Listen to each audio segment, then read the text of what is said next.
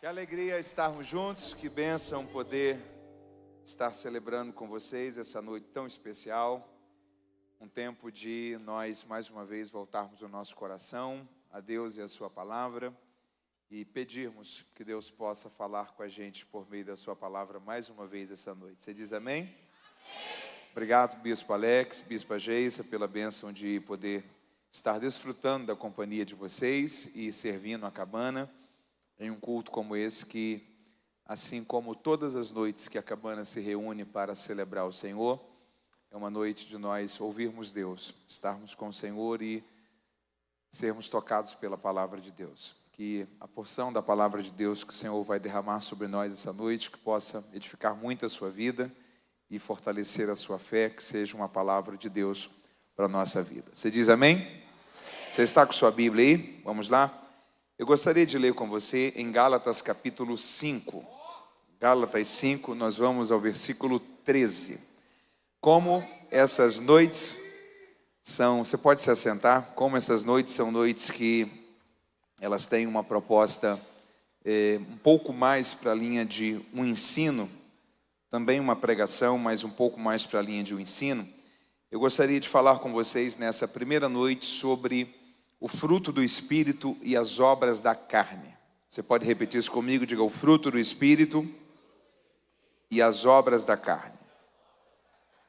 Na verdade, é um contexto que Paulo fala aos Gálatas sobre esse conflito que existe na vida cristã entre carne e espírito. Como que a nossa natureza humana sempre milita dentro de nós para tentar nos levar a viver uma vida que desagrada a Deus. Enquanto o desejo de Deus é que possamos viver uma vida que agrada a Ele, que vive em santidade, em santificação, uma vida para a glória de Deus. E nessa primeira noite eu gostaria de deixar essa mensagem a você a partir desse entendimento. Gálatas de número 5, nós vamos ao versículo 13. Gálatas 5, versículo 13. A palavra de Deus nos diz assim: porque vós, irmãos, fostes chamados à liberdade. Não useis, porém, a liberdade que vocês têm para dar ocasião à carne, mas servi-vos uns aos outros em amor. Porque toda a lei se resume, se cumpre em uma só palavra. E esta palavra é: amarás ao teu próximo como a ti mesmo. Se vocês, porém, combatem, devoram uns aos outros, vejam que vocês também irão se consumir uns aos outros. Eu, porém, digo a vocês: andem em espírito, e não satisfazeis a vontade da carne, ou a concupiscência da carne. Porque a carne cobiça contra o espírito, e o espírito também luta contra a carne. E estes opõem-se um ao outro, para que vocês não consigam fazer o que vocês querem.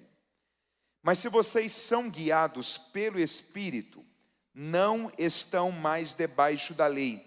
Porque as obras da carne, elas são conhecidas. E elas são prostituição, impureza, lascívia, idolatria, feitiçaria, inimizades, porfias, ciúmes, contendas, iras, pelejas, dissensões, facções que são divisões, invejas, homicídios, bebedices, glutonarias e coisas semelhantes a essas, acerca das quais vos declaro, como já antes vos preveni, que os que cometem tais coisas não herdarão o reino de Deus.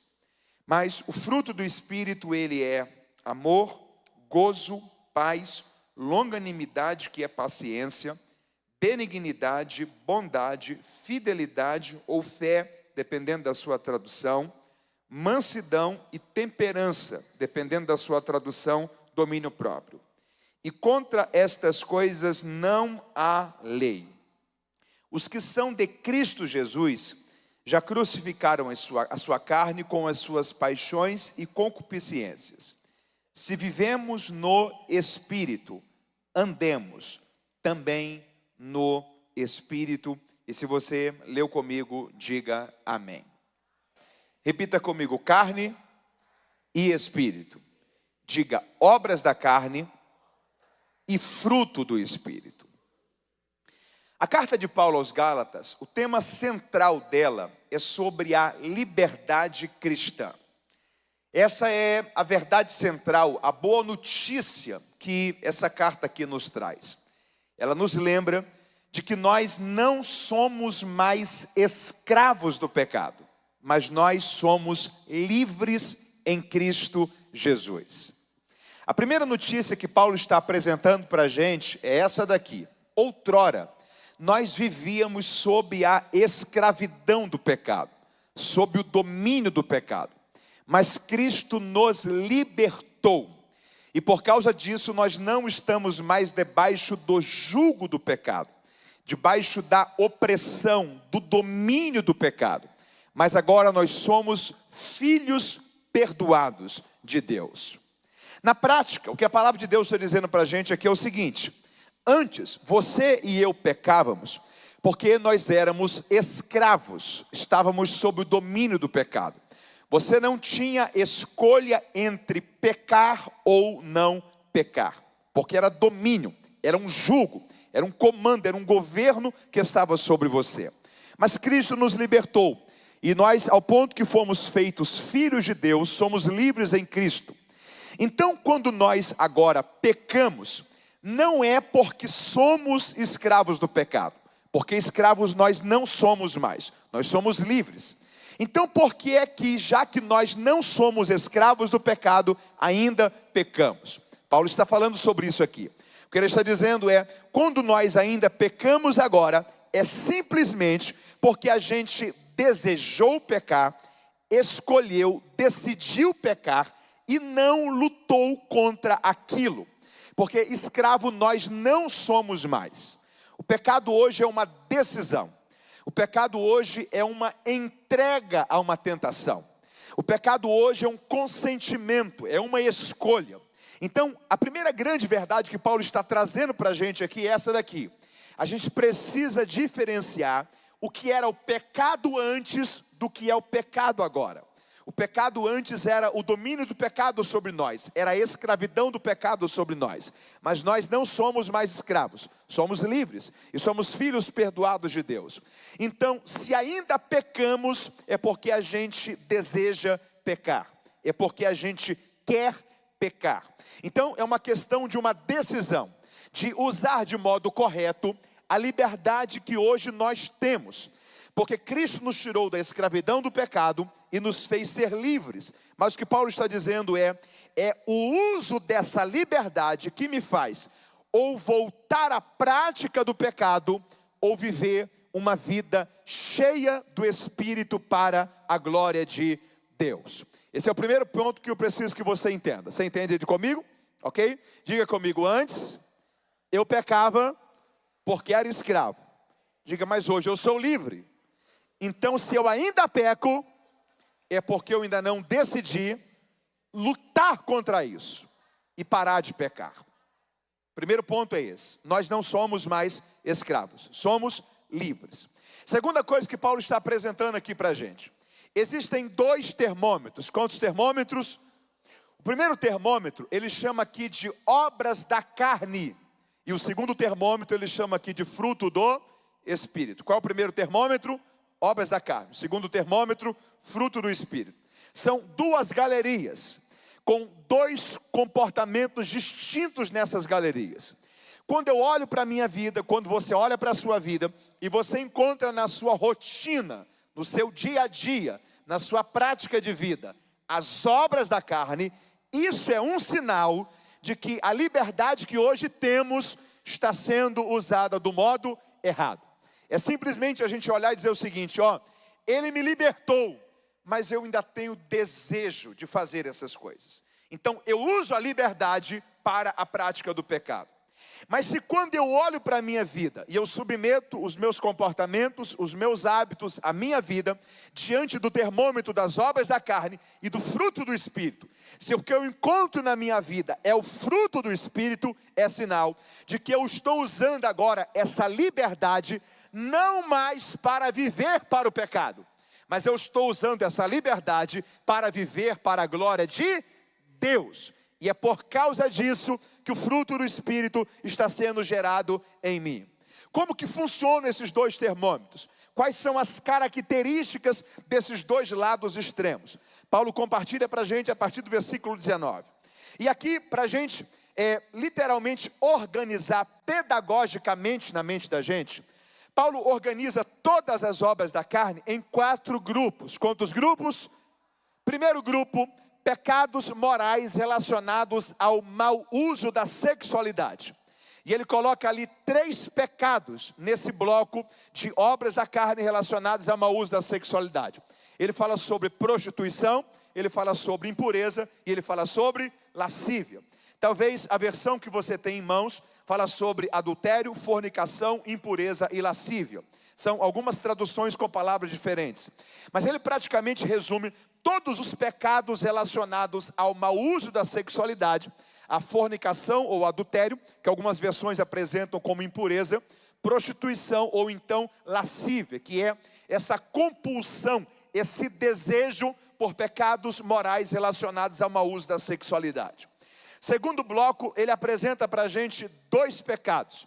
Ele fala sobre feitiçaria e idolatria. Você pode repetir isso comigo? Diga feitiçaria e idolatria. O segundo bloco que Paulo organiza aqui não diz respeito às áreas que pecamos relacionados ao sexo, mas às áreas que pecamos relacionados à fé ou à religião. Quando o mau uso da religião, o pecado atrelado à religião, desenvolve ou a idolatria, que é o culto a tudo aquilo que não é Deus, ok? Eu posso idolatrar, por exemplo, um carro, posso idolatrar uma pessoa, posso idolatrar, por exemplo, o meu corpo, com a ideia do vício, de cada vez mais lutar contra tudo aquilo que é o ciclo, que pode ser entendido como o natural da vida. Tem pessoas que idolatram, por exemplo, a sua beleza, ok? Eles fazem da sua beleza o seu Deus. Há pessoas que idolatram, por exemplo, a quantidade de dinheiro que elas têm. Há pessoas que idolatram, por exemplo, uma pessoa, ok? Tudo aquilo que toma o lugar de Deus, da razão da vida, da prioridade da vida, da fonte da adoração, da fonte da celebração e da fonte da satisfação, pode se transformar em uma idolatria. Por quê? Porque eu estou colocando no lugar de Deus algo que não é Deus. Seja uma imagem de escultura, seja um santo, ou seja uma outra coisa que é perecível, que é carnal, que é humano. Paulo está dizendo, quando alguma coisa toma o lugar de Deus na minha vida, eu faço disso um ídolo, porque isso passa a ser um instrumento de adoração e de devoção, de razão da minha vida. Acabei de criar um ídolo, porque isso se torna uma forma de culto, de celebração, de fazer disso um Deus para mim. O que é isso? Idolatria. Seja nessa área que talvez é uma área mais periférica da idolatria, ou uma área que talvez ela é mais central, quando eu começo a trazer aquilo que é do ocultismo, de outros deuses, de outras crenças, para se transformar em uma forma de Deus. Aí sai da área da idolatria para entrar para a área da feitiçaria, ok? Então Paulo está dizendo o seguinte, ó, o primeiro bloco de pecados é o mau uso da sexualidade. O segundo bloco de pecados é o mau uso da religião, é o mau uso da fé. É quando eu deturpo aquilo que era para ser apenas sagrado, apenas de Deus. Terceiro bloco de obras da carne, ele fala sobre uma lista de pecados relacionados a erros de convivência, de prática entre pessoas. E ele vai falar, por exemplo, como problemas do que diz respeito a homicídios, e ele fala aqui sobre iras, contendas, ciúmes, divisões, dissensões, facções, que são literalmente divisões entre pessoas. Então, o primeiro bloco de obras da carne é como eu trato o sexo. O segundo bloco de obras da carne é como eu trato Deus. E o terceiro bloco de obras da carne é como eu trato o meu próximo. É como eu convivo com as pessoas. Se eu convivo em paz ou em guerra. Se eu tenho ciúme ou se eu tenho alegria. Se eu tenho paz ou se eu tenho ira. Se eu tenho discórdia, se eu causo divisão, se eu causo contenda ou se eu vivo em paz com as pessoas. Paulo está dizendo, ó, isso também é pecado. isso também desagrada a Deus. E o quarto bloco que ele organiza, dentro da sua forma de ensinar e de organizar, a prática do pecado é a deturpação da santidade de Deus. Não é como eu trato o sexo, não é como eu trato Deus, não é como eu trato o meu próximo, mas é como eu trato a mim mesmo, ok? É a minha gestão da minha vida pessoal. E aí ele fala, por exemplo, sobre bebedices, ele fala sobre glutonaria, que não diz respeito à forma como eu tratei Deus, a forma como eu tratei o sexo, a forma como eu tratei o meu próximo, mas a forma como eu geri a minha própria vida. Você entende isso comigo? Diga amém. São 4 áreas de pecado. Quantas áreas? Diga comigo: sexo, religião, relacionamentos, gestão da vida pessoal. Ok? Quando eu cuido, por exemplo, mal da minha saúde, do meu corpo, eu estou tratando mal daquilo que é o templo e a habitação de Deus. Então isso pode se enquadrar ou em bebedice, ou em glutonaria, ou aquilo que a Bíblia chama de orgias, que dependendo da tradução, também é apresentado aí como obras da carne. Eu preciso que você entenda isso comigo. Está comigo aí? Diga amém. Paulo está dizendo o seguinte, ó, esse primeiro termômetro aqui, que são as obras da carne, me dão 4 áreas, que sempre pessoas pecam nessas 4 áreas. O mau uso da fé, o mau uso do sexo, a má convivência entre as pessoas, ou a má gestão da vida pessoal. Sabe o que me assusta? É porque se alguém olha e fala o seguinte, ó, fulano caiu, você pensa que ele teve problema com o quê? Com sexo. Ó, fulano é uma pessoa carnal, você acha que ele teve problema com o quê? Com qualquer coisa que a gente olha e fala assim, isso daqui é parte da promiscuidade. Para falar dos pecados relacionados à sexualidade, Paulo apresentou 3 pecados. Para falar dos pecados relacionados ao mau uso da religião, Paulo apresentou 2 pecados. Para falar mal daquilo que eu trato mal ao meu corpo, à minha vida pessoal, Paulo também apresenta 2 pecados. Mas para falar mal de como eu trato o meu próximo, Paulo apresenta 9 pecados. Primeira coisa que a Bíblia está desconstruindo aqui. Você quer ver se uma pessoa é espiritual mesmo? Ela sabe viver bem com as outras pessoas. Quer ver se uma pessoa é cheia do Espírito de Deus mesmo? É agradável você conviver com ela. Mas quer ver gente carnal, gente vazia de Deus, gente dominada pela carne? É gente que por onde passa, deixa contenda, deixa ira, deixa discórdia, deixa divisão. Tem gente que está tudo em paz. É ele começar a se relacionar que todo mundo começa a entrar em guerra com todo mundo. O que Paulo está dizendo aqui é o seguinte, talvez essa pessoa é uma pessoa que nunca vai ter problema com sexo, que nunca vai ter problema com vício.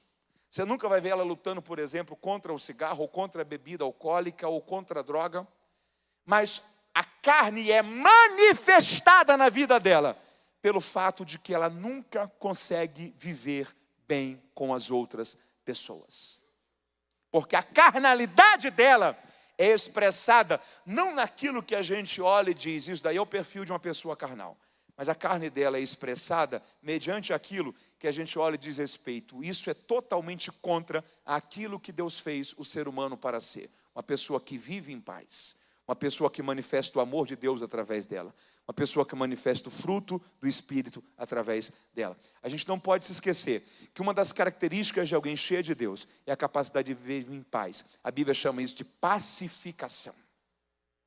E quando você olha para o fruto do Espírito, você vai ver que o fruto do Espírito é paciência, é amor, é alegria, é benignidade, é bondade, é equilíbrio, é domínio próprio. Ou seja, todas as áreas dos frutos do fruto do Espírito afetam como eu convivo com as pessoas. O que Paulo está dizendo é, quer ver gente cheia de Deus? É gente que vale a pena, que é agradável você conviver com ela. Mas quer ver gente vazia de Deus? É gente que parece monstro. Porque a nossa humanidade, ela tem que revelar mais sobre a nossa fé do que sobre a nossa divinização. Quando Cristo quis manifestar-se na sua forma plena entre os homens, Ele não veio como um anjo, Ele veio como um homem. Porque gente cheia de Deus é gente que é humana de verdade. É gente que manifesta uma humanidade que você vê a glória de Deus sendo manifestada através da forma que ela fala, através da forma que ela trata, através da forma que ela convive. Deus quer nos fazer ser alguém tão cheio do Espírito Santo que nós nos tornemos gente agradável de se conviver com ela. Você pode dizer glória a Deus por isso? É aqui que há uma coisa que talvez a gente tenha que desconstruir na mente da gente, sobre o que é espiritualidade. Porque normalmente nós atribuímos pessoas muito espirituais a gente que tem muito dom, concorda comigo? Se você vê, por exemplo, uma pessoa que ela fala 30 palavras, 15 é língua estranha, você fala, esse camarada é um anjo. Já viu que tem gente que Deus fala todo dia com ele? Ele fala assim, Deus me falou isso, Deus me falou isso, Deus me falou isso, Deus me falou isso, Deus me falou isso.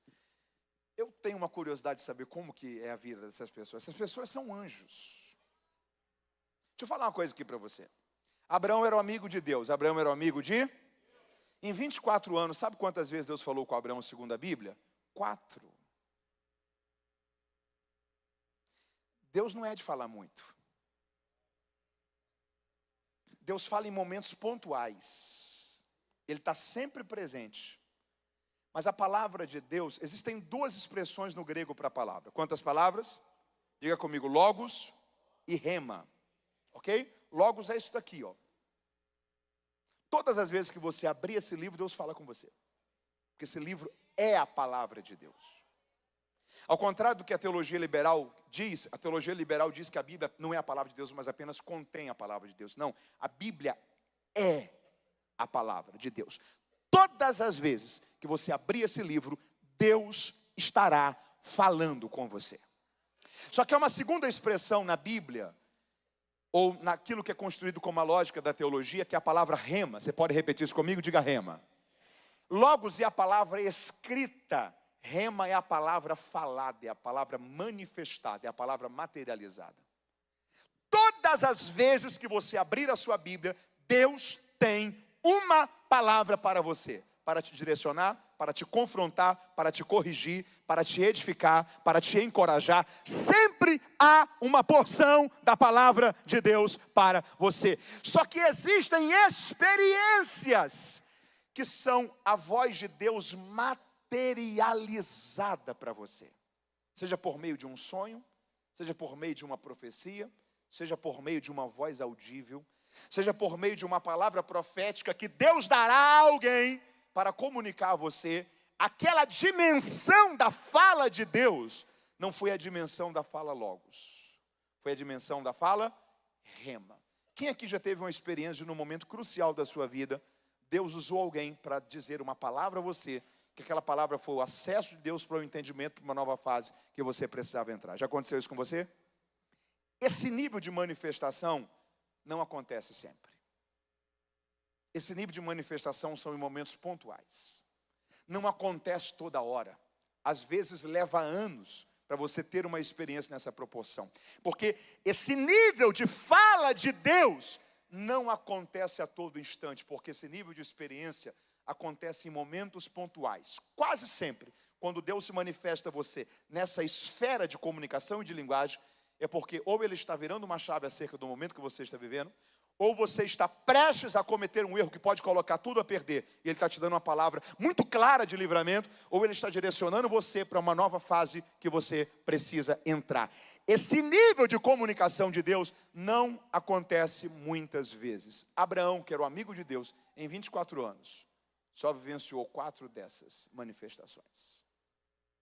Porque Deus sempre vai estar com você. Mas esse nível de comunicação de Deus, ele não vem toda hora. Deus está sempre presente. Mas essa esfera de linguagem, nela, Deus fala pouco.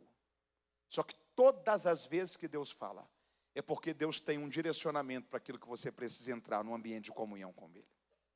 Existem 3 níveis de vontades em Deus. Quantos níveis? Quantos níveis? Primeiro nível, diga comigo, vontade decretada. Você pode repetir comigo, diga vontade decretada. Sabe quem enfrentou o nível da vontade decretada de Deus? Jonas. Deus olhou para ele e falou assim: Jonas, levanta-te e vá a Nínive. Jonas desceu para Jope, pegou um navio e foi para Tarsis. Deus enviou uma tempestade no meio do navio, ele foi engolido por um grande peixe. Deus devolve ele à terra de novo. Ele talvez deve ter parado, deve ter falado assim: ufa, sobrevivi. Deus olhou para ele e falou assim: oi Jonas, tudo bem com você? Senhor? Sim. Pois não, Nínive. Como assim? Vá a Nínive. Porque quando você está enfrentando o nível da vontade decretada de Deus, você pode mudar de cidade, você pode mudar de igreja, você pode mudar de país, você pode mudar de nome, você pode mudar o que quiser. Deus vai encontrar onde você estiver e vai dizer: eu não me esqueci da direção que eu te dei. Não tem como fugir da vontade decretada de Deus. O segundo nível da vontade de Deus é a vontade, diga comigo, vontade proposta. A Bíblia está cheia de manifestações da vontade proposta de Deus, ok? Por exemplo, vontade proposta de Deus para o esposo.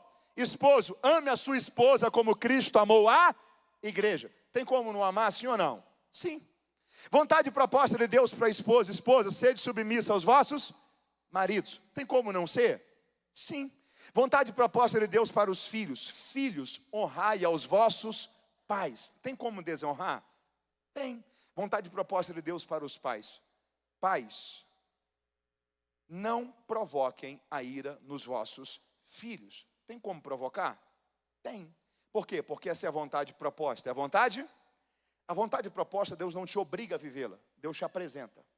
Se você obedece a bênção, se você desobedece a maldição. Um dia Deus disse para o povo em Deuteronômio, os hebreus: hoje eu vos proponho 2 caminhos. Se vocês obedecerem, vivenciarão a bênção. Mas se vocês desobedecerem, serão alcançados pela consequência da desobediência. Que é o quê? A maldição. Deixa eu dizer uma coisa para você. Há um nível de vontade de Deus que Deus não te obriga a vivê-la. Deus apenas te propõe em sua palavra. Você pode querer viver e obedecer ou não. Todas as vezes que você obedecer, a bênção de Deus virá sobre você. Só que a desobediência também trará consequências ruins.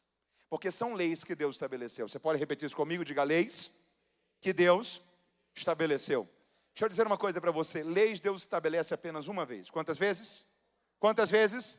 E Deus não precisa mexer nela para que ela seja cumprida. Deus já estabeleceu ela uma vez. Deixa eu te dar um exemplo. Existe uma lei na física chamada lei da gravidade. Lei do quê? Se eu solto essa toalha aqui, o que acontece com ela? Deus precisa interferir em alguma coisa para ela cair? Porque Deus estabeleceu sobre a física uma lei. Lei da... Deus estabeleceu essa lei quantas vezes? Uma. Deus precisa mexer nela? Não. Ela está estabelecida e ela funciona para sempre. Existe uma lei que Deus estabeleceu sobre a vida chamada lei da semeadura. Tudo que o homem semear, isso também ele ceifará. Deus trouxe o princípio disso para a oferta. Quando você, por exemplo, celebra com as suas finanças, os seus recursos, a Deus através dos seus recursos, você está liberando uma semente que alcançará o seu futuro. Deus precisa mexer e interferir alguma coisa para que a colheita venha sobre você? Não, porque Ele estabeleceu uma única vez uma lei. Por quê? Porque são princípios. Do mesmo modo, Deus estabeleceu várias leis na esfera da sua vontade proposta. É por isso que a ausência do conhecimento de Deus da sua palavra nos leva à destruição. Deus disse através dos seus profetas: uma coisa tem feito o meu povo ser destruído. A ausência do quê? Conhecimento. Porque Deus, quanto mais você conhece sobre Ele, mais você aprende a conviver sobre Ele. E a melhor forma de nós conhecermos a Deus é lendo, estudando e amando a sua palavra. É por isso que se nós tirarmos a Bíblia da nossa mente, do nosso coração, se nós não lermos, não meditarmos e não refletirmos, deixarmos que a Bíblia seja o parâmetro de decisão, de escolha, do que fazer e do que não fazer, tudo começa a dar errado na vida da gente. Deixa eu falar uma coisa para você. Você conhece alguém que já foi fiador de alguém, que já emprestou dinheiro para alguém, que já emprestou o nome para alguém, e a pessoa teve um grande prejuízo? Conhece alguém que já passou por isso? Se essa pessoa lesse a Bíblia no livro de Provérbios, ela não cometeria esse erro. A gente não precisa inventar nada. A gente só precisa ler e estudar a Bíblia. A palavra de Deus é completa. E o que leva a gente à destruição é a ausência do conhecimento de Deus. Deixa eu dizer uma coisa para você. Se você submeter todas as suas decisões, todas as suas escolhas e todos os seus passos àquilo que Deus estabeleceu em sua palavra, tudo que você fará, você irá bem, porque Deus cumprirá em sua vida o poder, a verdade e o efeito da sua palavra. Você pode dizer glórias a Deus por isso? Quanto mais perto a nossa vida estiver dos princípios deste livro, mais bem-sucedido nós seremos. Agora, quanto mais longe nós estivermos da palavra de Deus, mais em áreas de fracasso nossa vida estará. Dwight Lyman Moody tem um comentário sobre a Bíblia que eu acho ele extraordinário. Ou este livro te afastará do pecado, ou o pecado te afastará deste livro. Se você guiar a sua vida por esta palavra, Deus vai te guiar e vai te conduzir em vitória em todas as áreas da sua vida. Você pode celebrar a Ele por isso? Deus já estabeleceu o caminho que nós temos que seguir. São princípios de Deus. Mas isso faz parte da vontade proposta. Vontade. Só que é um terceiro nível da vontade de Deus. Que é o nível da vontade desejada. Você pode repetir isso comigo? Diga vontade desejada. Qual que é o primeiro nível? Vontade decretada. Segundo nível, vontade proposta. Terceiro nível, vontade. Sabe qual é o problema da vontade desejada? Na vontade desejada, Deus não fala. Deus apenas sente. Só tem um jeito de eu vivê-la, se eu estiver conectado com Ele.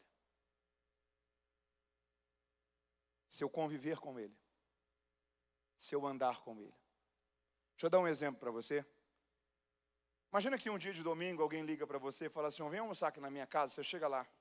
Quando você vai almoçar na casa da pessoa, o prato que a pessoa preparou é bife de fígado refogado com jiló. Quem gosta? Eu gosto. Eu gosto. Mas quem não gosta? Levante a mão. Se fosse alguém que convivesse com você, ia fazer esse prato? Ia fazer um churrasco. Uma lasanha. A pessoa ia precisar perguntar a você o que fazer se ela convivesse com você? Porque quem convive, conhece. Você pode repetir isso comigo? Diga: quem convive, conhece.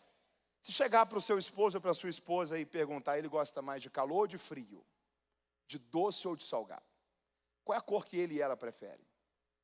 Qual o perfume que ele mais gosta de usar, que ela mais gosta de usar? Qual é o prato preferido dela? A pessoa já sabe, porque convive. Por quê? Porque a pessoa precisa falar que gosta daquela cor, daquele prato, daquele perfume ou daquele clima de temperatura para que o outro saiba o que ele gosta ou o que não gosta? Não, porque convivência gera intimidade. Abraão era o amigo de Deus. Abraão era o amigo de Deus. Encontrou-se poucas vezes com Abraão, mas todas as vezes que Deus encontrava-se com Abraão, você lembra o que Abraão fazia no final? A Bíblia diz que Abraão levantava um altar. Deus pediu altar alguma vez para Abraão? A primeira vez que Deus vai pedir altar para Abraão é lá na frente, com a morte de Isaac. A primeira vez que Deus vai pedir altar na Bíblia, como lei e princípio, é justamente no contexto quando a lei é dada através de Moisés. Como é que Abraão sabia que Deus gostava de receber sacrifício de altar, sendo que Deus nunca havia pedido? Se você chegasse para Abraão e perguntasse para ele: por que todas as vezes que Deus se encontra com você, você levanta para ele um altar? Sabe o que ele ia dizer para você?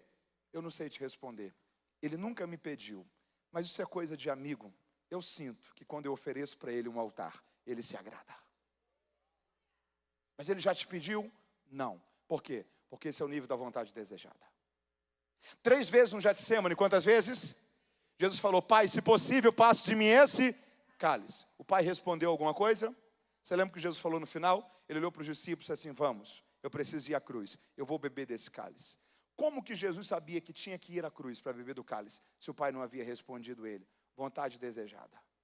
Tem coisas que Deus não fala, mas se você está em comunhão com Ele, você sente se você deve ou não fazer. É por isso que tem coisas que a Bíblia nunca vai te proibir, mas você sabe que não combina com a sua identidade de filho de Deus e nunca vai participar. É por isso que tem coisas que a Bíblia nunca vai dizer para você: não faça isso. Mas você sabe que se você fizer, o Espírito Santo de Deus vai se sentir triste com você. Porque esse nível não é da vontade decretada. Esse nível não é da vontade proposta. Esse nível é da vontade desejada. Deus quer nos levar a um nível de comunhão, intimidade e relacionamento, que nós estejamos tão conectados com Ele, que a gente consiga sentir qual é a vontade dEle para a nossa vida. Você pode louvar a Ele por isso essa noite?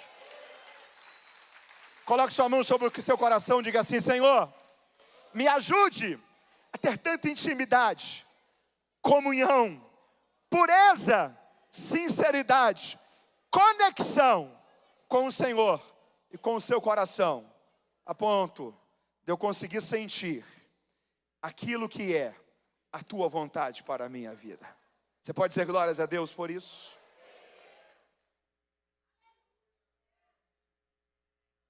A gente só consegue alcançar nesse nível se a nossa vida não estiver sendo guiada pela carne. Porque se a gente estiver com toda a nossa vida, com todo o nosso coração, conectado com as coisas que são carnais, isso nos distancia de Deus, isso nos esfria espiritualmente, isso rouba da nossa vida a conexão com o Espírito de Deus. Paulo está dizendo, você precisa estar muito atento. Por quê? Porque a forma como você constrói a sua vida, a forma como você constrói a sua rotina, está mostrando qual é o termômetro que está dominando a sua vida. Primeiro termômetro, diga comigo, carne. Diga, obras da carne. Tem um segundo termômetro, qual que é? Diga comigo, fruto do Espírito. O que o fruto do Espírito é? Em primeiro lugar, Paulo diz, o fruto do Espírito é amor. Você pode repetir isso comigo? Diga, o fruto do Espírito é amor. Você sabe muito bem que existem alguns termos para amor no original bíblico, que no Novo Testamento é o grego. O Antigo Testamento é escrito em hebraico, o Novo Testamento é escrito em grego. E o aramaico era a língua falada na época de Jesus. Jesus falava o aramaico. Algumas expressões da Bíblia estão em aramaico. Por exemplo, Talita Cumi, que foi quando Jesus ressuscitou a filha de Jairo. E a Bíblia diz que Jesus disse para a menina, Talita Cumi. Talita ali não é o nome da menina. Mas Talita Cumi significa em aramaico, menino, te digo, levanta-te.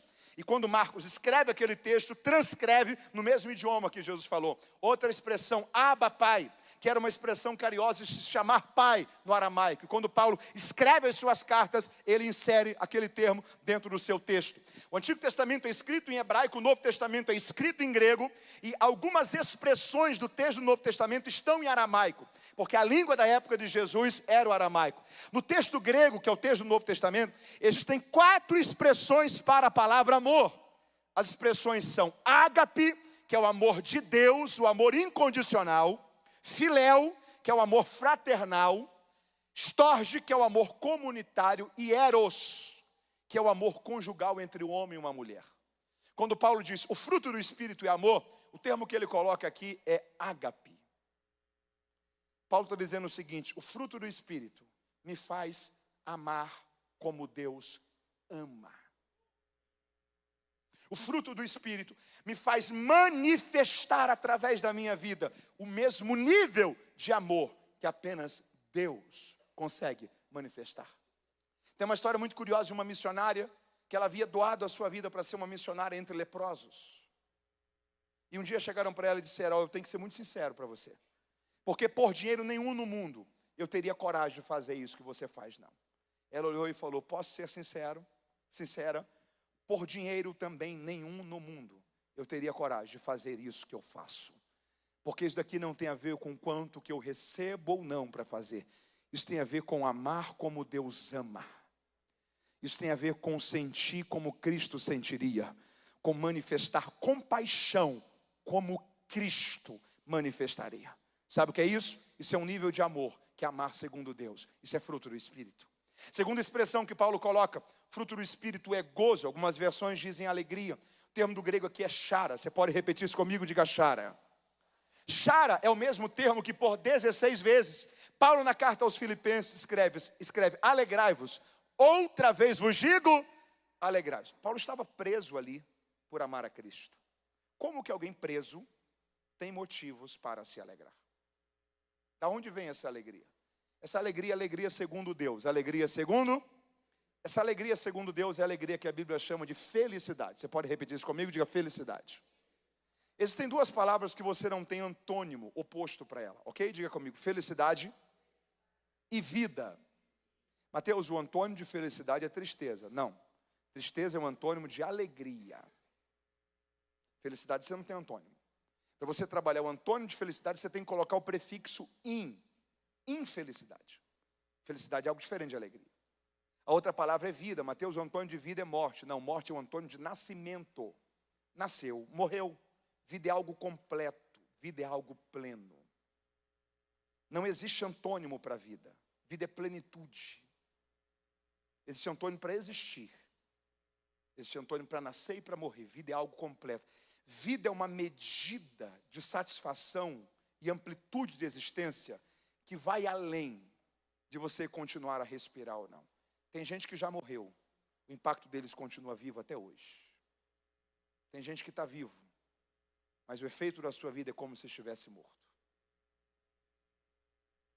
Vida é algo que vai além de nascer e de morrer.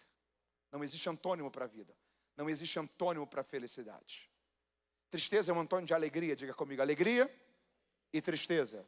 Alegria é diferente de felicidade. Alegria tem a ver com sensações. Alegria tem a ver com? Alegria tem a ver com? Você está vendo um time de futebol que você gosta, final do campeonato. 30 minutos do segundo tempo. Seu time abre o placar, 1-0. Você explode em alegria. 5 minutos depois, o seu time toma um empate. Você fica meio borocochô.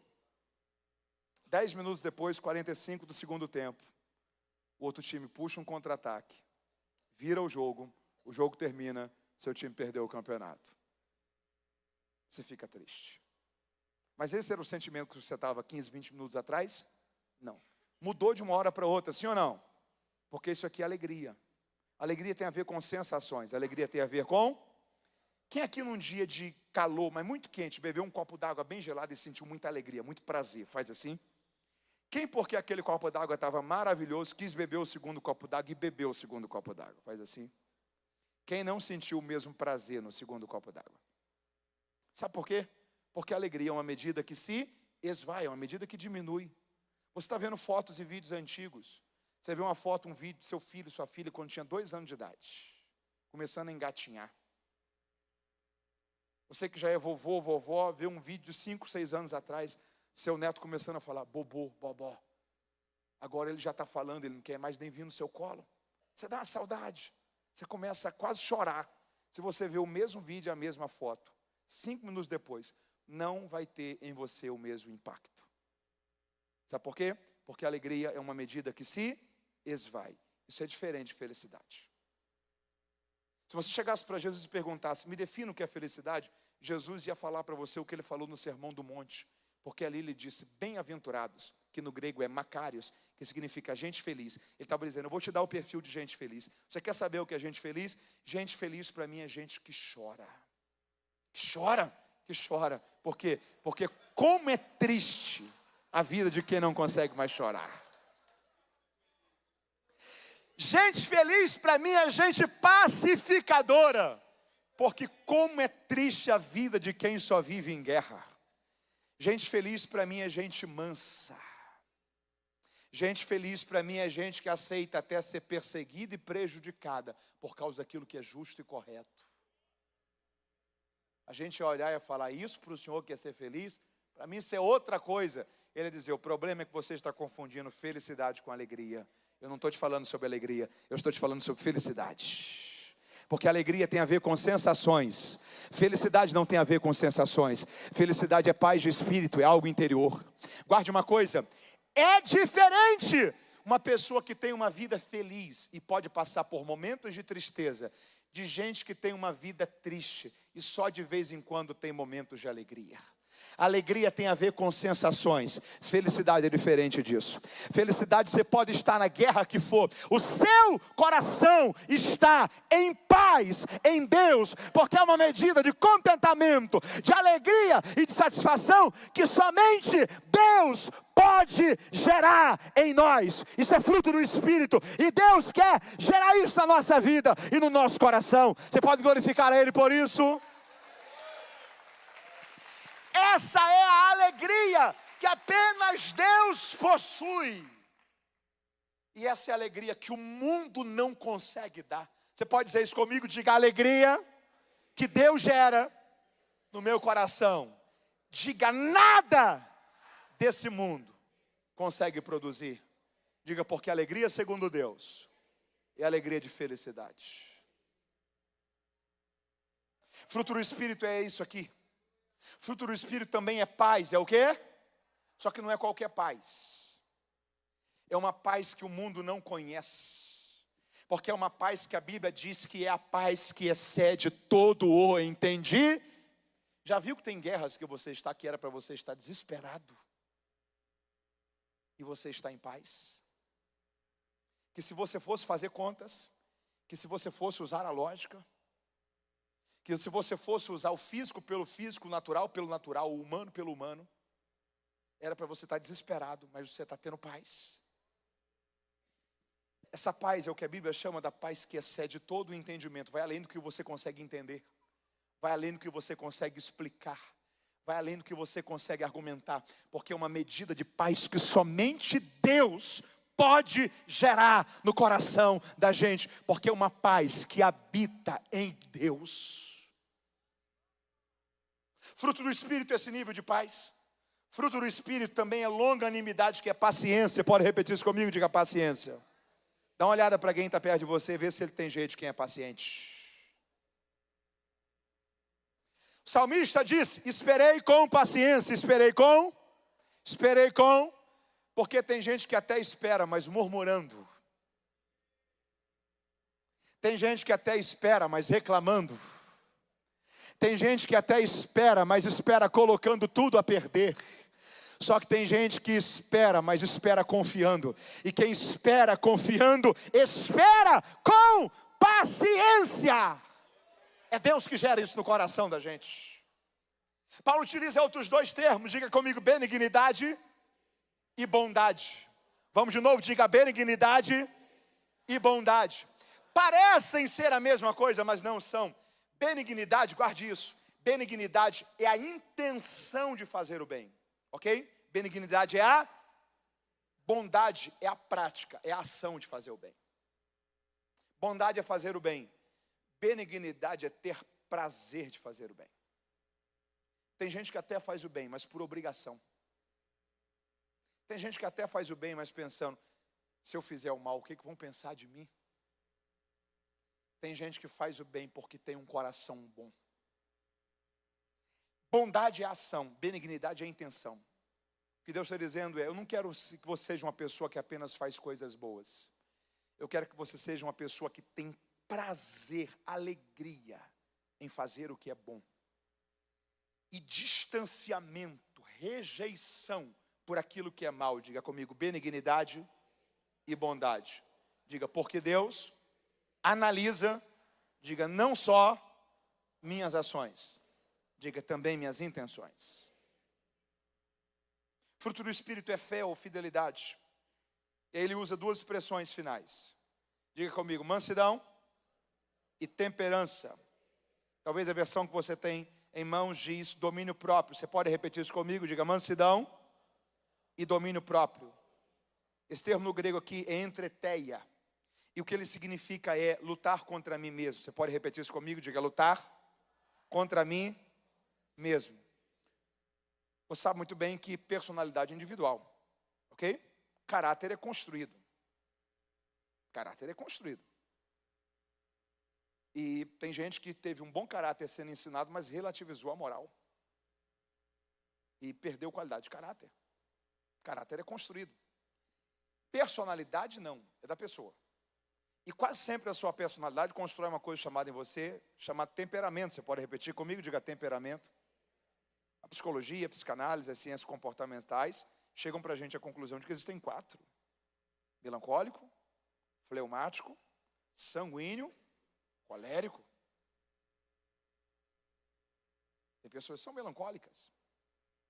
Elas têm talvez uma fragilidade maior nas suas emoções. Elas são mais propensas a sempre culpar outros pelos erros que ela errou. E ela luta contra isso. Não é que ela tem prazer nisso, ela luta contra isso. Ela diz: eu não queria ser assim. É o temperamento, ela luta contra isso. Tem pessoas que são sanguíneas. Pior do que o sanguíneo é o colérico. O sanguíneo, pelo menos dentro da sua construção comportamental, ele costuma ter um pouco de carisma. É aquele cara que você olha e fala assim: cara, aquele cara não presta, é explosivo, mas eu gosto dele, ele é gente boa. Colérico às vezes é pior do que isso. E você tem um fleumático. Eu, por exemplo, sou fleumático. O fleumático, ele demora a fazer decisões. Ele pensa muito, ele tem plano B, C, D, Z. E às vezes ele vai pensando, o que eu vou fazer, o que eu não vou fazer. Passou o tempo, ele não fez nada. Ele fala assim, não deu muito certo, mas pelo menos também não deu muito ruim. Ele quase sempre é implosivo. Isso é uma combinação complicada. Eu sou assim. Além de eu ser fleumático, eu sou implosivo. Dificilmente você vai me ver estressado com alguma coisa ou reclamando com alguém. Aqui dentro a pressão está 20/10. Mas pelo menos você não saiu com a imagem de o Mateus é um cara descontrolado. O Mateus é um cara equilibrado. Aqui dentro só Deus sabe como que está. É a sua personalidade. Entreteia, que é o termo grego aqui para mansidão e domínio próprio, é a ideia de que às vezes você não deixa de ser fleumático, não deixa de ser colérico, não deixa de ser sanguíneo, não deixa de ser melancólico. Mas você olha para essa natureza humana e você consegue ter domínio sobre ela.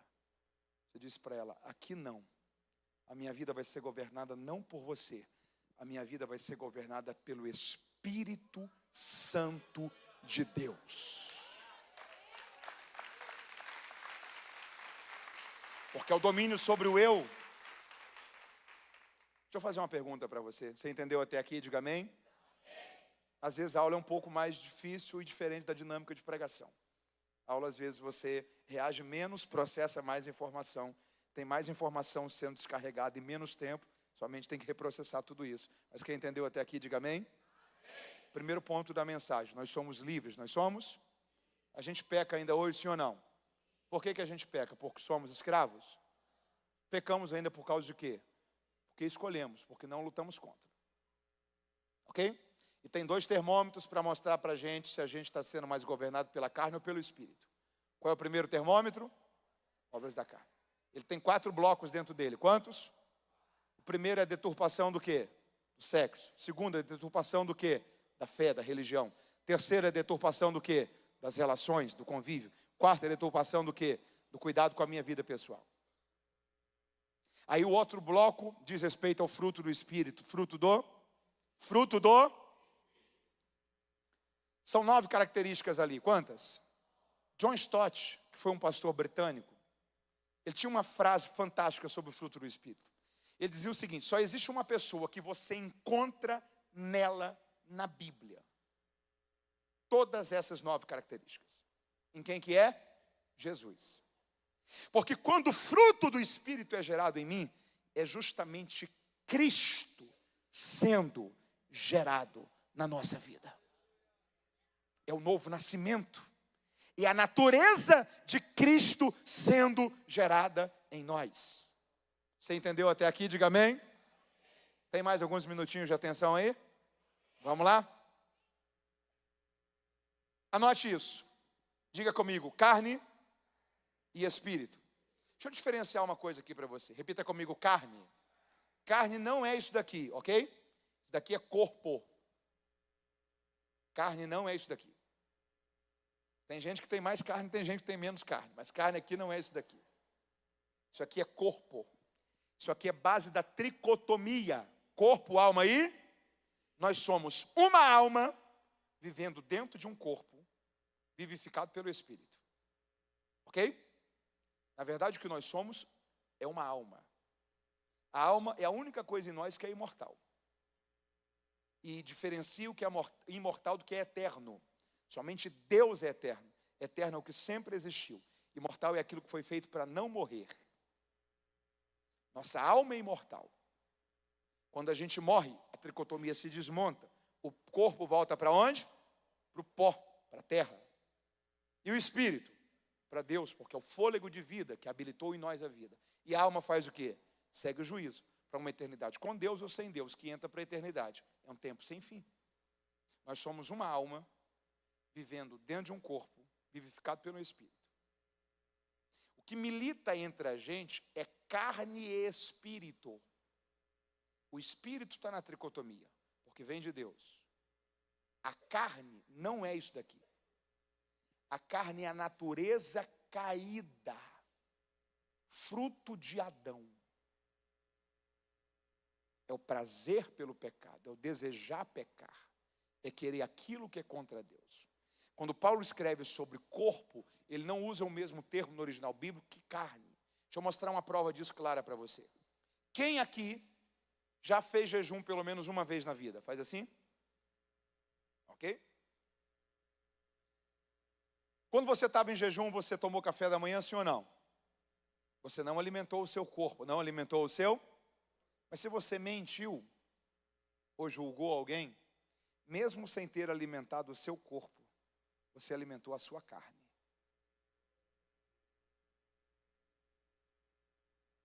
Quando você abre mão de uma refeição num período de jejum, você está consagrando o seu tempo, inclusive uma refeição, para consagrar a Deus em tudo a sua vida. O jejum do corpo você entrega, o jejum da carne não. Você pode repetir isso comigo? Diga: o jejum do corpo eu entrego. Diga: o jejum da carne não. Eu já falei alguma vez aqui para vocês sobre a viração do dia que Deus entrava para conversar com Adão. Lembra daquela dinâmica? De que Adão, ele tinha um momento devocional. Ele tinha um momento? Deixa eu recapitular para você. Deus vinha na viração do dia. Deus vinha na viração do... O termo viração ali vem do grego, da Septuaginta. Ok? Só que o Antigo Testamento é escrito em hebraico. No hebraico ali não tem viração. No hebraico ali é ruar, ou ruash, como alguns falam, que é vento, é brisa. Tanto que algumas versões falam que Deus vinha na brisa da tarde. Você sabe muito bem que o dia para o judeu não termina meia-noite. O dia para o judeu termina 6 da tarde, ou quando o sol se põe. E aí inicia-se um novo dia, ok? Deus vinha literalmente no final de um dia para a entrada de um outro dia, na viração do dia, que era a brisa da tarde. Já viu que todo final de tarde você tem uma brisa? O dia pode ter feito o calor que for, parece que refresca um pouco, é uma brisa, é uma coisa interessante que Deus construiu sobre a vida. É como se Deus entrasse no jardim naquele vento. Porque Deus sabia que todo dia o homem tinha um culto pronto para oferecê-lo. Olha da onde que o homem caiu. Olha da onde que o homem... Quem aqui hoje, por exemplo, saiu da sua casa e veio para o culto, faz assim? Quem aqui domingo vai sair da sua casa e vai vir para o culto, faz assim?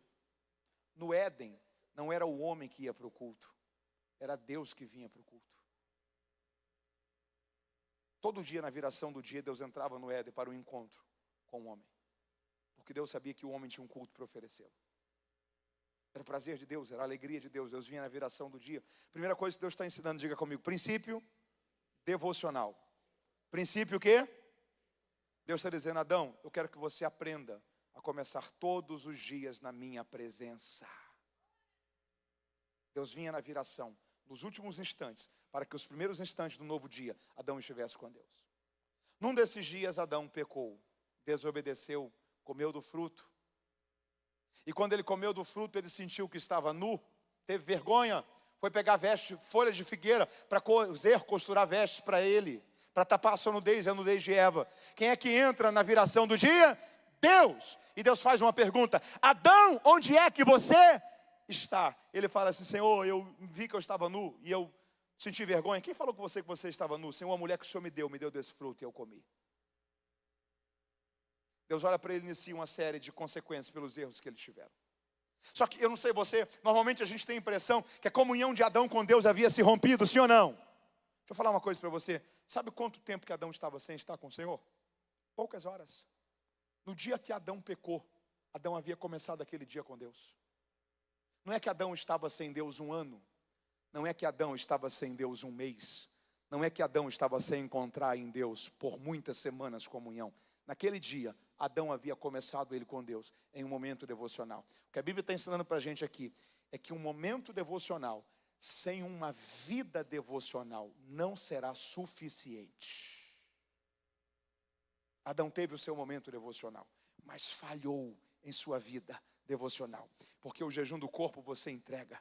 O jejum da carne tem que ser para sempre, para que tudo em nossa vida seja consagrado para a glória de Deus. Você pode louvar a Ele por isso? O que Paulo está diferenciando aqui não é a questão do corpo. O que Paulo está falando aqui é sobre a carne. A guerra entre carne e espírito. Você pode dizer isso comigo? Diga: carne e espírito. Anote esses dois termos. Primeiro termo, ergon. E-R-G-O-N, ergon. Ergon é o termo que Paulo utiliza para obras. É o termo que Paulo utiliza para... O segundo termo é karpós. Você pode repetir isso comigo? Diga: karpós. Karpós é o termo que Paulo utiliza para fruto. Vamos lá, diga: obra e fruto. Diga: ergon, karpós. Sabe o que significa ergon? Ergon é gerar segundo a espécie. Gerar segundo a, é o termo que Paulo utiliza para obras da carne. Gerar segundo a, uma macieira produz o quê? Um limoeiro, limões. Uma laranjeira, laranja. Porque isso é gerar segundo a espécie. É o termo que Paulo utiliza para ergon, obras da carne. Sabe o que Paulo está dizendo aqui? Sem a presença do Espírito de Deus na vida do homem, tudo que ele consegue produzir são apenas obras da carne. Sem a presença de Deus na vida do homem, tudo que ele produz é prostituição, impureza, lascívia, ira, ciúme, contenda, divisão, intriga, ódio, glutonaria, bebedice. Porque ele manifesta a natureza caída, que sempre vai tentar gritar e tomar o controle na vida dele. Só que o segundo termo é carpós. Você pode repetir comigo? Diga carpós. Carpós, que é o termo que ele utiliza para fruto, é diferente. Porque ergon é algo que eu posso produzir. Carpós é algo que é produzido em mim.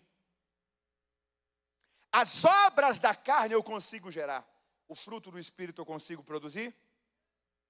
Isso aqui é para a gente parar talvez e dizer assim, ufa. Você pode repetir isso comigo? Diga ufa. Porque é para a gente parar e dizer o seguinte, espera aí. Se as obras da carne eu posso produzir, mas se o fruto do Espírito eu não consigo gerar, porque quem é que gera o fruto do Espírito em mim? O Espírito. Se as obras da carne é algo que eu consigo produzir, mas se o fruto do Espírito é algo que eu não consigo gerar, que culpa que eu tenho? Se quando eu olho para a minha vida, eu vejo ali as obras da carne, mas não vejo ali o fruto do Espírito. Já que eu não posso produzi-lo. É por isso que Paulo não começou falando sobre obra e fruto. Paulo começou falando o quê? Sobre liberdade. O que Paulo está dizendo é, antes você era escravo, antes você era o quê? Agora você é livre. Você tem duas escolhas. Ou você usa a sua liberdade para voltar a pecar. E aí o que você vai produzir são apenas obras da carne, porque é gerar segundo a espécie. Ou você entende que agora você é livre. E pela primeira vez na vida, você tem a possibilidade de não viver uma vida para o pecado, mas uma vida para a glória de Deus. E você decide andar no Espírito, usando a sua liberdade para viver uma vida cheia do Espírito. E embora você não possa produzir o fruto do Espírito em você, você pode se encher dele. E se você se encher dele, estando cheio dele, ele vai gerar o fruto dele em você. Você entende isso? O que a palavra de Deus está dizendo aqui é o seguinte: eu não consigo gerar em mim o fruto do Espírito, mas eu consigo decidir se a minha vida terá o fruto do Espírito ou as obras da carne. E onde é que eu decido isso? Na forma como eu estou usando a minha liberdade. A gente decide se a gente vai viver uma vida dominada pelo pecado, ou se a gente vai se encher de Deus para que Ele gere o fruto dele na vida da gente. Sabe o que Paulo está dizendo? Gente, é loucura, é burrice. Ele já te tirou do pecado. Agora que você é livre, você tem a opção de escolher. Você vai escolher pecar de novo. Você vai escolher continuar fazendo o que você fazia antes. Ou você vai dizer, não, agora que eu tenho a oportunidade de ser diferente, eu quero dar uma virada na minha vida, eu quero viver uma vida cheia do Espírito Santo. É imperativo, não é se der, se encha. Se você conseguir, se encha. A ordem é, enchei-vos do Espírito. Se nós vivermos uma vida cheia dele, nós teremos o fruto do Espírito sendo produzido em nós. Primeiro ponto, estou começando a encerrar. Segundo ponto, a falsidade também é quase uma obra da carne. Segundo ponto, diga comigo, fruto e obras. Vamos lá, diga fruto e obras. Não era para ser obras e frutos? Não era para os dois estarem no plural? Qual que está no plural? Mas existem 9 características no fruto do Espírito, sim ou não? Não era para serem frutos? Por que são obras e é o fruto? A melhor forma de entender isso é que o fruto do Espírito é como uma tangerina. É como uma pocã, uma mexerica. Já descascou uma tangerina? Já aconteceu com você de você descascar uma tangerina e você dizer, está tão docinha essa tangerina, pena que só veio metade dos gomos. Já aconteceu isso com você? Comigo nunca.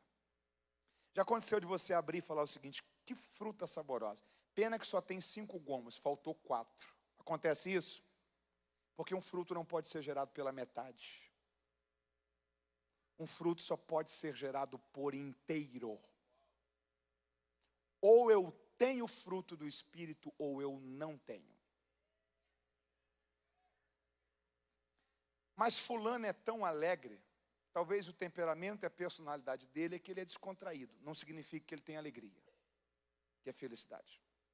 Mas fulano é tão amoroso, talvez ele era uma pessoa carente ou carismática. Não significa que ele tem o amor do fruto do Espírito. O que Jesus está dizendo é, não tem como, se você tem um fruto do Espírito, você ter alegria, mas não ter paz. Ter amor, mas não ter domínio próprio. Ser bondoso, mas ter um coração mau. Não ser benigno. Ter fidelidade, mas não viver em alegria. Porque um fruto não pode ser gerado pela metade. Um fruto só pode ser gerado por inteiro. Ou nós temos, ou nós não temos. Tem um princípio no batismo de Jesus que eu acho ele extraordinário. Diga comigo, Jesus foi cheio do Espírito. Diga, e foi levado pelo Espírito ao deserto, para ser tentado pelo diabo. Repita comigo, Jesus foi cheio do Espírito, e foi levado pelo Espírito ao deserto. Tem um princípio aqui, aquilo que te enche te conduz. Aquilo que te enche te conduz. Se nós vivemos uma vida cheia da carne, nós vamos ser conduzidos pela carne. Mas se nós vivemos uma vida cheia do Espírito, nós vamos ser conduzidos pelo... Eu posso gerar o fruto do Espírito na minha vida, sim ou não? Não. Posso gerar as obras da carne? Sim. Posso gerar o fruto do Espírito? Mas posso escolher se ele vai ser gerado ou não? Como que eu escolho? Com o bom uso ou o mau uso da liberdade. Diga para alguém perto de você, você é livre. Inclusive, para escolher se vai ter o fruto do Espírito ou não na sua vida.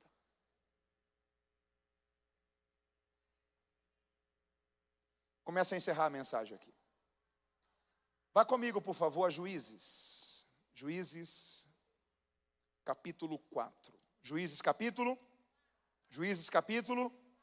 Eu estou falando com vocês sobre a guerra entre a carne e espírito. Guerra entre a carne e Juízes 4. Eu vou fazer uma leitura desse texto, primeiro literal, e depois eu vou fazer uma leitura desse texto tipológica com você. Ok? Primeira vai ser o quê? E depois, tipológico. A Bíblia tem aquilo que o escritor da carta aos Hebreus chama de sombra das coisas futuras. Você pode repetir isso comigo? Diga, sombra das coisas futuras. Tem coisas que você vê no Antigo Testamento e você fala assim, não entendi. No Novo Testamento você fala assim, entendi. Deixa eu te dar um exemplo. O cordeiro, ok? Dia da expiação. O homem que tinha que morrer, sim ou não?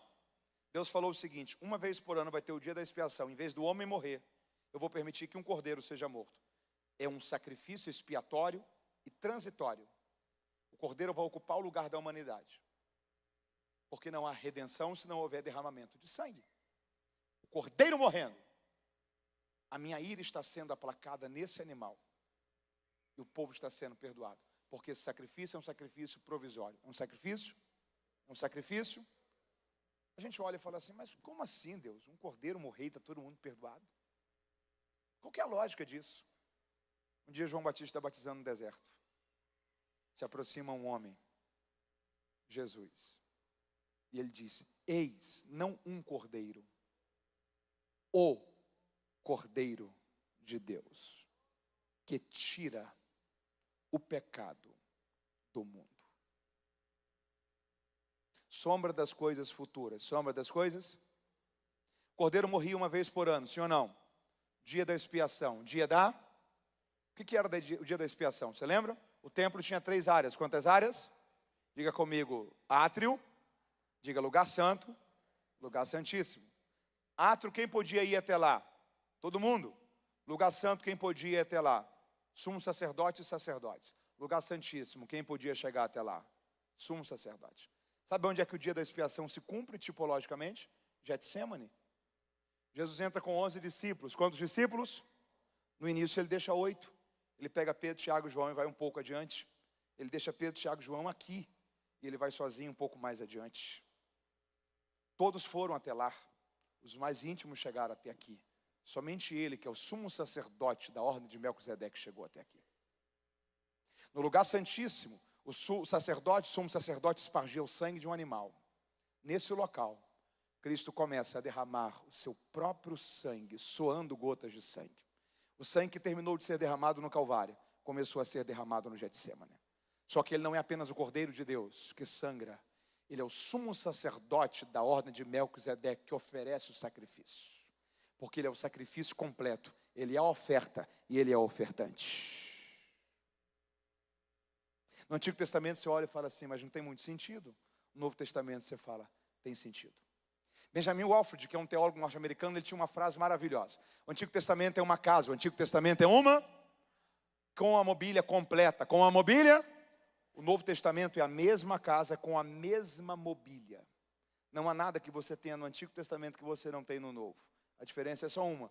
No Antigo Testamento essa casa está com a luz apagada. No Novo Testamento essa casa está com a luz acesa. Aquilo que você olha no Antigo Testamento, você fala, mas não tem muito sentido. No Novo Testamento você diz, tem. É a luz, quem? Cristo. Porque toda a lei se cumpre e se resume em Cristo. O Antigo Testamento é sombra das coisas futuras. Sombra das coisas. Eu estou encerrando a mensagem aqui, eu vou ler esse texto em primeiro lugar, em uma linguagem literal. Em segundo lugar, uma linguagem tipológica. Versículo 1 do capítulo 4, Juízes 4. Porém, os filhos de Israel tornaram a fazer o que era mal aos olhos do Senhor depois da morte de Eude, que havia sido um dos juízes. E o Senhor os entregou a Israel na mão de Jabim, rei de Canaã. Repita comigo, Jabim, rei de Canaã. Este reinava em Azor. E Císera, repita comigo, Císera. Císera era o capitão do seu exército. E então habitava em Arosete, a Goim dos gentios. Então os filhos de Israel clamaram ao Senhor, porque ele tinha 900 carros de ferro. E por 20 anos oprimia duramente os filhos de Israel. Débora, mulher profetisa, esposa de Lapidote, julgava Israel nesse tempo. Ela assentava-se debaixo das palmeiras que estavam no território entre Ramá e Betel, nas montanhas de Efraim. E os filhos de Israel subiam a ela em juízo, para terem uma resposta de justiça dela. Era como se fosse uma juíza, ela dava decisões. E mandou chamar a Baraque, filho de Abinoão, de Quedes de Naphtali, e disse-lhe, porventura o Senhor Deus de Israel não deu ordem dizendo, vai e atraia essa gente ao monte Tabor, tome contigo 10.000 homens dos filhos de Naphtali e dos filhos de Zebulon, e atrairei a ti para o ribeiro de Quizon, a Císera, capitão do exército de Jabim, com os seus carros e com sua multidão, todo o seu exército, e os entregarei na sua mão. Versículo 14. Então disse Débora a Baraque, levanta-te, porque este é o dia que o Senhor tem entregado na tua mão a Císera. Porventura não saiu o Senhor adiante de ti? Baraque, pois, desceu do monte Tabor, e com ele 10.000 homens. E o Senhor derrotou a Císera, o Senhor derrotou e a todos os seus carros, e a todo o seu exército ao fio da espada, diante de Baraque. E Císera desceu do carro a pé, e fugiu a pé. Baraque perseguiu os carros e o exército, até Arosete, a Goim, Arosete dos gentios. E todo o exército de Císera caiu ao fio da espada, morreram, até não ficar nenhum sequer. Císera, porém, fugiu a pé, e entrou na tenda de Jael, diga comigo, Jael, mulher de Eber queneu, porque havia paz entre Jabim, rei de Azor, e a casa de Eber, que era queneu. Jael saiu ao encontro de Císera e lhe disse, entra, senhor meu, entre aqui, não temas, não tenha medo. Entrou ele na sua tenda, ela o cobriu com uma coberta. Então ele lhe disse, dá-me, peço-te de beber um pouco de água, porque tenho sede, porque tenho... Então ela abriu um odre de leite e deu-lhe de beber e o cobriu. E ele lhe disse, ele quem? Císera, disse a quem? Jael, põe-te à porta da tenda, fique na entrada da tenda. E se passar alguém e perguntar, tem alguém aí? Responda que não. Então Jael, mulher de Eber, tomou uma estaca na tenda. E lançou mão de um martelo, e chegou mansamente diante dele, Císera, e lhe cravou a estaca na testa, na fonte, de modo que penetrou a terra, perfurou o crânio e vazou do outro lado. Estando ele, porém, tomado de um profundo sono e já muito cansado. E então ele morreu. Se você leu esse texto e achou ele comigo muito duro, diga amém. Deixa eu apresentar para você uma linguagem dele tipológica. Israel é o povo de Deus. Israel é o povo de... Nessa época eles têm um inimigo. Diga comigo, Jabim. Qual o nome? Jabim tem um homem que trabalha para ele. O nome dele é Sísera. Qual o nome? Sísera é general do exército de Jabim. Todas as vezes que Sísera ganha, quem é que ganha? Jabim. Todas as vezes que Sísera perde, quem é que perde? Jabim. Israel é o povo de Deus. Quem é o povo de Deus no Novo Testamento? A igreja. Quem é o inimigo do povo de Deus? O diabo. Entre carne e espírito, quem é que luta do lado do diabo? A carne. Todas as vezes que a carne ganha, quem é que vence? O diabo. Todas as vezes que nós vencemos a carne, contra quem que nós estamos alcançando vitória? Contra o diabo. Quem é que trabalha para Jabim? Sísera. Quem é um tipo da carne na interpretação desse texto entre carne e Jabim? Sísera. Estoura uma guerra contra o povo de Deus. Deus está dando vitória ao seu povo. Só que aí Sísera foge, um tipo da carne, e entra dentro da tenda de uma mulher, um tipo do cristão. O nome dela é Jael. Qual o nome? E quando ele entra, ele fala duas coisas. Quantas coisas? Primeira, dá-me água porque tenho sede. Dá-me água porque tenho. Guarde uma coisa com você. A carne sempre vai ter sede. Você pode repetir isso comigo? Diga, a carne sempre vai ter sede. O problema da sede da carne é que ela é incontrolável. Ela sempre vai te pedir mais. Se você está acostumado a abastecê-la, ela sempre vai querer mais. Se você está acostumado a ceder tentação em alguma área, ela sempre vai querer mais. A carne tem sede, a carne tem, só que essa sede é incontrolável. Segunda coisa que Sísera fala, um tipo da carne. Coloca-te à porta da tenda, e se alguém passar e perguntar, tem alguém aí? Responda o quê? Não. Olha qual é a estratégia de Sísera. Ele quer dominar, ele quer ditar o que vai ser feito, só que ele quer ser blindado. Ele quer que você coloque-se como escudeiro, como protetor dele. E quando alguém perguntar para você, está tudo bem com você? Estou percebendo você tão distante. Estou percebendo você tão frio na fé. Estou percebendo você tão longe da comunhão. Estou percebendo alguns comportamentos tão diferentes em você. Está tudo bem mesmo com você? Você está precisando de ajuda? Tudo que a carne quer é que você pare e diga, está tudo bem. É só uma fase difícil que eu estou enfrentando. Está tudo bem. É só um momento de luta que eu estou enfrentando. Porque a carne quer controlar, dominar, comandar. Ela quer ditar as ordens, mas ela quer que você não deixe transparecer que você está perdendo a guerra para ela. Essa guerra é uma guerra difícil de ser vencida, sim ou não? Tem como vencê-la, sim ou não? Só tem um jeito. Quantos jeitos? A única forma de você vencer a carne é você decidir fazer com ela o que Jael fez com Sísera. Sísera pediu água, pediu o quê? Jael deu o quê? Guarde isso. A única forma de você vencer a sua carne é você decidir não dar mais para ela aquilo que ela te pede. A única forma. A única forma de você vencer essa guerra contra a sua carne, contra as tentações, contra a natureza pecaminosa que está tentando ganhar a sua vida, controlar suas atitudes, controlar suas decisões, controlar os seus atos, é se você decidir não dar mais para a sua carne aquilo que ela te pede.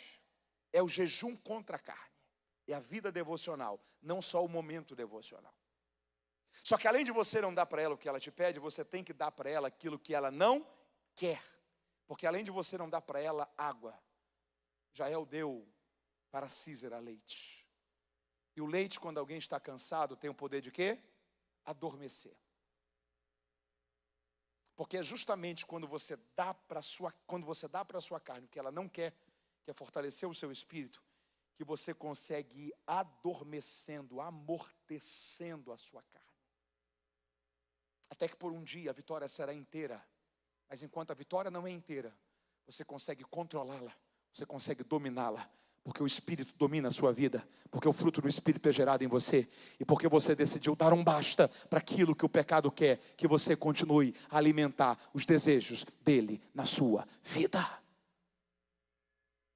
Deixa eu dizer uma última coisa a você para fechar, e eu agradeço a você a sua atenção de ter me ouvido até aqui nessa noite de estudo bíblico. Tem uma didática de relacionamento com Deus. Alguém pode subir aqui para me ajudar? Você pode subir aqui rapidinho? Um de vocês dois? Alguém? Vem cá, por favor. Deus chegou para Abraão em Gênesis 17. E a Bíblia diz que Deus disse o seguinte para Abraão: ande na minha presença, ande na minha e ser perfeito. Você pode repetir isso comigo? Diga: ande na minha presença e ser perfeito. Imagine que ele, ok? É Deus. Ele é quem? E eu sou Abraão. Eu sou quem? E ele é quem? O que Deus falou com Abraão? Ande na minha presença e ser perfeito. Pensa uma coisa comigo aqui. Analise isso. Já percebeu que a presença de alguém do seu lado sempre vai te impossibilitar de você fazer aquilo que você sabe que não é certo? Imagina que tem alguém, por exemplo, com uma bala na mão, sim ou não? E coloca essa bala na boca, e o papel da bala está na mão. A grande maioria das pessoas vão pensar em fazer o que com esse papel de bala, se não tem ninguém na rua e se não tem nenhum lixo por perto? Jogar esse papel de bala onde? No chão. Mas se você está do lado de alguém que você considera e respeita, você vai jogar esse papel de bala no chão? Não. Você coloca no bolso, você segura na mão. Porque a presença de alguém do seu lado sempre vai te impossibilitar de você fazer aquilo que você sabe que não é certo. Deus disse uma coisa para Abraão: Abraão, ande na minha presença. Sabe o que Deus está dizendo? Eu estou te dando um segredo para você viver uma vida santa. Para você não se esquecer que eu estou com você. O pai pode estar longe, a mãe pode estar longe, o pastor pode estar longe, o esposo pode estar longe, a esposa pode estar longe. Mas se a gente respeitar a presença de Deus e entender que Deus está perto, a presença dele do nosso lado vai nos fazer respeitá-lo. E é por causa disso que andando com Deus, que a gente vai se tornando cada vez mais perfeito. Você diz amém por isso? Muito obrigado. Pode se assentar, por favor. Esteja em pé comigo. Esteja em pé comigo para orarmos. Deixa eu lhe falar uma coisa. Na matemática a gente diz que a ordem dos fatores não alteram o produto. A ordem dos fatores não alteram o 2 mais 4 é o mesmo resultado de 4 mais 2. Porque na matemática a ordem dos fatores não alteram o... Na matemática não, mas na vida cristã sim.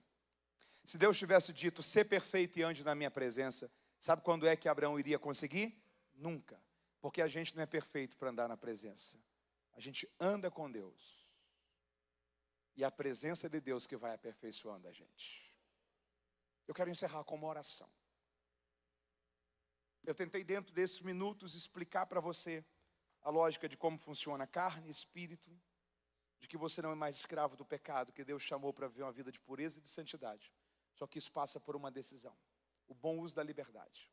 E o bom uso da liberdade passa por entender que eu não vou dar mais para a carne aquilo que ela quer. É fácil isso? Não. Se você está apto e acostumado a dar para a sua carne o que ela quer, vai ser fácil dizer não para ela.